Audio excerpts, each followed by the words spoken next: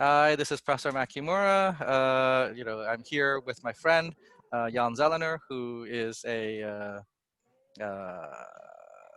who did a PhD when I was doing a PhD at Columbia. He's a specialist in Roman history. He'll introduce more about himself, but I wanted to talk about the fall of the Roman Empire a little bit more in detail because in class I kind of just dismissed it and didn't talk about it too much. So just to recap very quickly, uh, I I explained in class that the reason why the Roman Empire fell is that after 380 AD, when Roman Empire became a empire of only Christianity, specifically the Nicene Creed Christianity, uh, it was now whenever people came into the Roman Empire, now they had to become Nicene Creed Christians. And so when all these German quote unquote barbarians came into Rome, they tended to be Arian Christians or pagans, and they were forced to give up their religion if they wanted to assimilate with Rome. And naturally and understandably, a lot of them didn't want to give up their religion, and so they couldn't assimilate within the Roman society, and so they did their own things inside the empire, and eventually from 380 to 476, in that 100-year period, they begin to create their own political entities inside the empire, and then eventually that overthrows the empire. So the inability to assimilate the German barbarians coming into the empire was the ultimate cause um, of the downfall of the empire, is the way I explained it in class. So, uh, you know, this only covers the period from 380 onwards. There's actually a longer term story. And that's what my friend says. So now I want to turn over the microphone to my friend Jan. Hi, Jan Zelener. My PhD was actually on the economy specifically and how the economy developed and then fell apart. And the turning point, I would say, is in the middle of the 2nd century. That lays the foundation of the 3rd century crisis and then further kind of the deterioration of the empire. So I'm going to cover, why I think that we have this turning point that happens much earlier than the final chapter of the empire fading away. And so when you look at long-term data for economic activity, like shipwrecks in the Mediterranean, or other proxies for levels of population and their kind of economic output. A great one I like is you can actually take Greenland ice cores and you can look at pollution from the silver mines in Spain, from mining silver and tin. And all of these time series really, like, you see growth in the 2nd and 1st century before the empire, so in the late Republic, and into the first 2 centuries of the empire. And then there's a peak around the 1st and 2nd centuries AD in all of these time series, in the number of shipwrecks and coin hoards and everything, in material activity. And I think those are proxies for the population. So the population of the empire and its ability to project military power relative to the populations of neighboring states, or there weren't really tribes, I should say, neighboring tribes, was quite good and on a good trajectory during that time. And then that seems to change.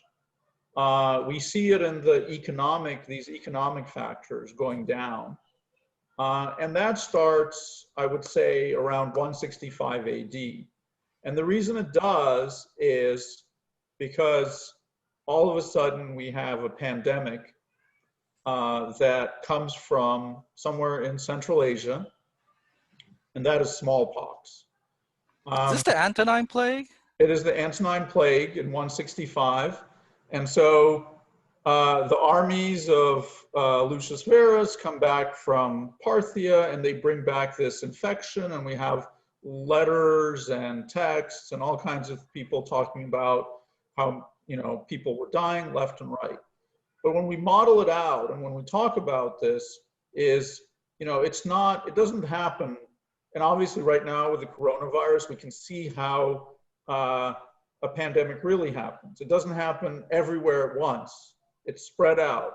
And in the Roman Empire, without air travel, without the same level of communication and interaction, it would have been even more stretched out.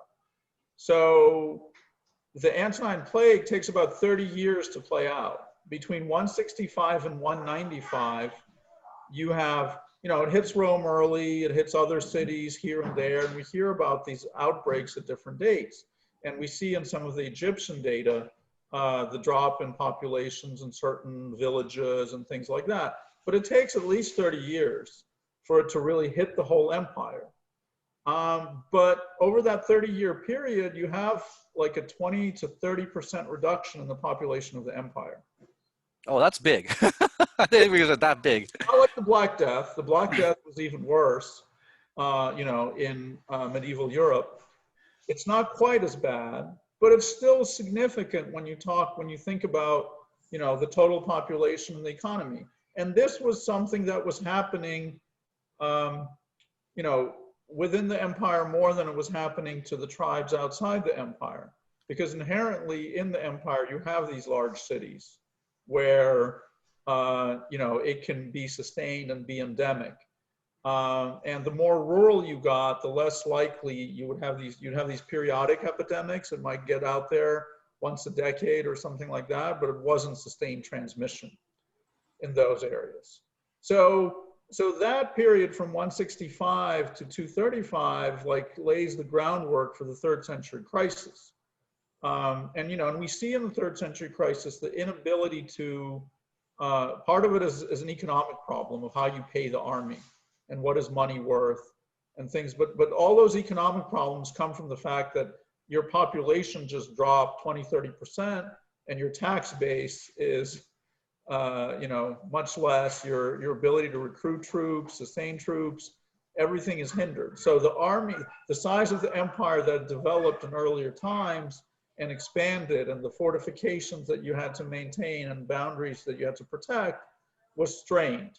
And so we have this 50-year period of constant turnover of emperors, and they're trying to, repel attacks from invaders and prevent civil wars and all this tumult. And we don't really know what happens.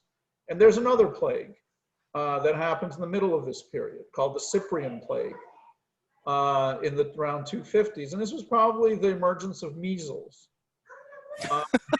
So they get hit by smallpox and then they get hit by measles. About 100 years, just under 100 years later in the 250s. Okay.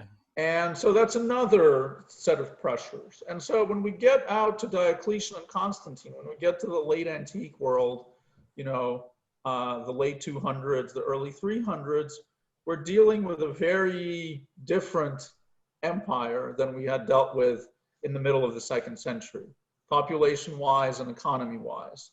And I think that, yes, they managed to stabilize things and they put Band-Aids over, some of these problems that lasted for another 100, 200, 300. But that decay point is already happening, and you're just kind of fighting the entropy of the empire gradually falling apart. So they couldn't get the population to go back up again? What was the problem there?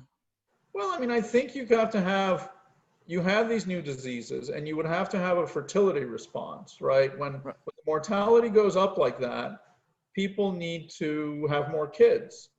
And, I think that's like an independent variable. You don't really, especially in pre-modern times, you can't really control fertility.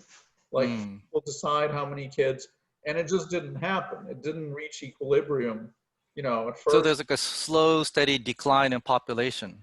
There was a slow, steady decline. And, you look at population estimates in the early Middle Ages and, the same parts of the Roman Empire, it's pretty clear that a lot of parts of the empire didn't reach the same population numbers again until the early modern period. So there was this peak, then 2 epidemics that reduced your population. And now, you have this imbalance. Now you have this large area of land with the population and an economy that are weaker, that are no longer able to field an army that can protect this very long and large frontier. Oh, that's probably why the emperors had to keep raising the pay of the soldiers, because there's not enough soldiers to man the to man the the defenses. So they have to like It was a raise the wages or problem. I something. mean, it was a problem for hundreds of years at that point. And so, that's kind of, and I'm sure it's not, I'm sure religion played a role and things like, but most of this population decline happened before Constantine. So we're not even dealing with a Christian empire. You asked at one point, you asked me, why do people convert to Christianity? And that's a good question for the third century, because obviously there's growth from the very early Christian to the time of Constantine. And one wonders with this kind of disrupted society with these constant epidemics, whether that was part of an impetus of, people embracing a religion like Christianity. Oh yeah, when you have that kind of situation. For life too. I mean, there were other cults and religions, but yeah, it becomes more appealing under those circumstances. Now, there's a similar question of why did Buddhism spread in China, because you have the Han Dynasty, which was essentially based on the Confucian beliefs and traditional Chinese gods, and then as the dynasty crumbles, the people of China get a new religiosity and they adopt Buddhism and they adopt religious Taoism, not the philosophical Taoism. So there's a similar response on two parts of the world, basically, when you're faced with a similar problem. In the case of the Han Dynasty, it's not purely disease. It's really more civil war, if you ask me. But the same problem happens. The Han Dynasty peak was around like 60 million people. And then by the time, the Three Kingdoms period is over, the population has crashed to like 20 million people. So Han China really suffers like not a 20 to 30% collapse, but like, Black Death level collapse of like 60% death rate. But then, in China, the population then rebounds after 400 years. So a 400-year time period for the population to rebound. Well, actually, no, to be more precise, more like 500 years. Because by the time China is reunified in around 600 AD, the population is still not up to the peak of 60 million. The population reaches that 60 million peak of the Han Dynasty about 100 years after China is reunified. So that's a 500-year delay. Yeah, Sorry, you were saying. Western Europe, the delay is close to 1,500 years. It depends, of course, region by region. In the Roman Empire, some regions never recover because, like North Africa, never actually reaches. Well, that's because they practice a bad agriculture there. Yeah. And I imagine Greece also doesn't recover in terms of population density too. No, I don't think it does ever. But there are. Italy's okay, right?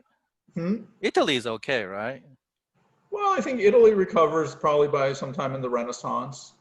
I mean, it also becomes depopulated. I think the collapse that you mentioned, the Han, I'm only talking about the first stage of decline. My guess is that, and we don't have great numbers for the population of the Roman world or Western Europe. Didn't they take censuses or no census in the Roman Empire? There was a census. There was a census around the time of Augustus. Okay. That's when there were 60 million people. Okay. And that probably kept growing. The question is, did it grow to like 80 million, 100 million? The technology and the ability of the land to support that many people existed at the time. Mm-hmm. But we don't have, we have like city censuses or provincial level data from Egypt. We don't have an empire wide. And we have these things like archaeological data and some of these other things to suggest that the economy kept growing, and since the economy was really a function of the number of people doing things, there wasn't really. The population probably increased too. It was intensive growth, right, based completely on the number of people, not on like some kind of technological innovation, of which there was very little. Population must have increased, but how high, we don't know. And then population declined, first with smallpox, then with measles, and then probably with all these disruptions. You're talking about what was happening in China with wars. I mean, it was relatively unstable when you. Oh, you guys had civil wars too in Rome. That's right. The first 2 centuries AD were very stable compared to the 3rd century crisis. There was another period of some stability post Diocletian, but that again, starts crumbling in the late 4th century, and then with all the barbarian invasions into the 5th. And also, to be fair about the Chinese case, what happens is in China, during the Han Dynasty, basically south of the Yangtze River is not developed. But then after the Han Dynasty, in the Tang Dynasty, south of the Yangtze River, all the way down to modern day Hong Kong, all that entire region of southern China today gets developed and becomes a population center. So it's only when you include that you get to that previous peak of 60 million. So if you're just talking about the North China Plain returning to its peak, then we might be talking something similar to the Roman case where you have to wait not 500 years, but much longer before you hit that, 60 million people just in Northern China. And that will probably be like Sung China. So that's like 1000 AD. So that's that's 800 years. So it's definitely similar. It's an interesting period. So yeah, when one talks about the kind of the decline, I think the seeds of it start with these issues that begin in the middle of the 2nd century. Okay. Take a very long time to play out. Of course, first the population falls, and you already see these signs of crisis 50 years later, and the inability to maintain a politically stable, you have this 3rd century crisis, 50 emperors in 50 years. And then what emerges is a very different kind of flavor of empire with the need for more rigid control, and things under Diocletian. But again, it's just a period of stability that lasts, with intermittent crises, and then eventually completes its thing. And I'm pretty sure, yeah, if you look at the populations in the early Middle Ages, it may be as much of as the drop in from Han China to the Three Kingdoms period or something over a couple of hundred years. Well, but let's be fair. I mean, if Constantine takes over in 313, Diocletian is like 284. So from 284 to 476, that's like 200 years of being able to maintain the empire in one way, shape, or another. So that's not bad. 200 years is as long as the United States is.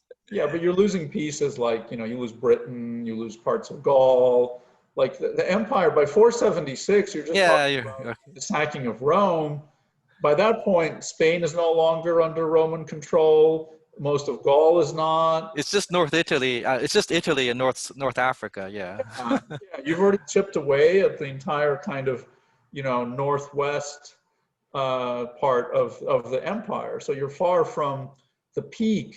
The empire's been contracting for a couple of hundred years. And it doesn't help that the emperors are in the east and Constantinople, so they're more concerned over that over there. Which then, let me just talk about this and then we'll end it here. So then why does the eastern half of the Roman Empire survive? So my explanation would be like, the Romans in the eastern half realized their mistake of hiring all these quote unquote German barbarians as soldiers who allow their German cousins inside their empire, can't assimilate them. So in the Eastern Empire, from what I understand, there's less of a mercenary army, and that the Roman army in the East is more Roman. It's less Germanic. But I don't know. I mean, you probably have a better idea on this. So. I also think it's kind of luck. I mean, there just wasn't the same flow of peoples. You have to consider the geography. Yeah, but there's not same flow because the Romans protected the border. So they said, if you want, you can't come through here. So if you want to go west. And so the migrants keep going west. But it's an easier border to protect. I think the Rhine and the border of Gaul and Germany, like that was a border that was a large. Well, no, that doesn't make sense because the Danube is also a long river, just like the Rhine. So but there's mountains behind. There's a lot of mountain country, and then there's the Black Sea, and there's the Caucasus. So you have some natural boundaries protecting Asia Minor, and what is south of Asia Minor, which was really the Eastern Empire. You mean the Balkans, right? The Balkans are the mountains south of the Danube, right? So they create its own thing. But then, so you have the Balkans line, then you have the Black Sea, and then you have the Caucasus. So there's no easy kind of crossing point, unless you're coming in from like Iran or something, invading from that direction. Of course, there were. Yeah. The Sassanid and various other, but that was another empire. That wasn't an open area where barbarians were just flowing through. that was another empire. So if a barbarian came from barbarians were coming in from the east, they would have to fight through the Parthian or Sassanid Empire. So you had a border with another Right, civil, the Persians would block that, yeah. uh, and then you had a natural border on the north. But I think, yeah, the path of least resistance was probably crossing from the German area, the Rhine, into Gaul, and then moving into Spain or England or wherever. And that's, that was the flow of the Germanic tribes. Well, I can understand, giving up Roman Britain because, that's pretty much indefensible once you start getting huge numbers of, people coming over the sea and coming into Roman Britain. But I would have thought that the Rhine would be a more defensible border, but well. Defensible if you have enough people and enough money to man an army for the length of the Rhine and the Danube and all the other. Right. It was just a choice. At some point, it was like, we don't have enough resources. Where do we defend? And the East was richer, so. Yeah. Yeah. So that was kind of, eventually, right, it took hundreds of years more, but, the Byzantine world, the Eastern Empire kept shrinking and shrinking too. Well, that's a different story. I mean, because that's not the fall that they suffer, Yeah. But they manage to survive. They become the Byzantines, and then they last for another 1,000 years till Yes. 1453. So you got to give them credit there. It's just that we don't talk about Byzantine history at all in when you do the history of Western Civ, because when you do history of Western civilizations, you're focusing primarily on, England and France and Western Europe, because that's Right. where the English heritage comes from, and the English heritage is where you get the American 13 colonies from. So it makes logical sense. Although Yeah. I suspect that from like the bigger historical perspective, Byzantine Empire is probably more important than medieval Western Europe, but we'll put that aside. Go ahead. You come at it as, when it's unified as a Greco-Roman Empire, then the East gets thrown in with Rome, because obviously the Roman heritage is what drives the formation, later, of rule of law and certain other things in France and England. But right, yes, once it's cut off and once the Eastern Empire is just the Eastern Empire, it gets neglected. Yeah. Well, it's much smaller, and from a world historical point of view, it does become, it's covering Asia Minor and Greece, basically. It's a much smaller empire for much of its 1,000-year history. Well, yeah. Except for Justinian, perhaps. But no, you're right about that. It's much smaller. Justinian is only a little past 476. Yeah. That doesn't last long, too. You have some conquests, and then those are given back up relatively quickly, and you have this faded empire. Yeah. This is neither here nor there, but it's like Chinese history where, after the fall of the Han Empire, do you put more weight on studying, the northern part of China where the barbarians are overrunning it, or do you put more emphasis on the southern part of China where, a unified entity continues to exist all the way until, the unification in 589 AD? Right. Similar kind of story. Although in the West, you don't see a unification. Well, there's the Holy Roman Empire. Yeah, no, that doesn't count. That's as close as you get to any kind of unification. That's the next wave of unification in the West. Pretty brief. And wasn't there like talk of Charlemagne marrying a Byzantine princess or something like that? Perhaps, I don't even know all the. I think there was. So maybe if he had married a Byzantine princess, then it may have been possible to reunite the two empires. So then, things would be a different story. But then, his grandkids divide the empire anyway, so it doesn't really matter. Yeah. There was no sustained reunification again. Yeah. Basically. Ever. Napoleon tried. We're still dealing with the EU. Yeah, the EU is falling apart as we speak. The EU is the successor to the Roman Empire. I don't know. The most unified entity. And yeah, it's unification by bureaucracy, by bureaucrat. Yeah, no, if the EU had actually did like a real, real elections, and if it were really democratically governed in any sense, then I think it'd be a different story, but it's not. So we'll see what happens. We'll see how it all work out. All right, so I think we can end the recordings here. So let me hit end, and